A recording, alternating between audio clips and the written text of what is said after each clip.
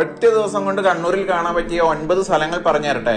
ഒന്നാമത്തെ സ്പോട്ടാണ് Kannur light house. Light ഹൗസിന്റെ ടോപ്പിൽ നോക്കിയാൽ കണ്ണൂരിലെ കുറെ ഭാഗങ്ങളും പയ്യാമ്പലം ബീച്ചിന്റെ വ്യൂ ഒക്കെ കാണാൻ സാധിക്കും. ഇവിടെ തന്നെ ഒരു ലൈറ്റ് ഹൗസ് മ്യൂസിയവും ഉണ്ട്.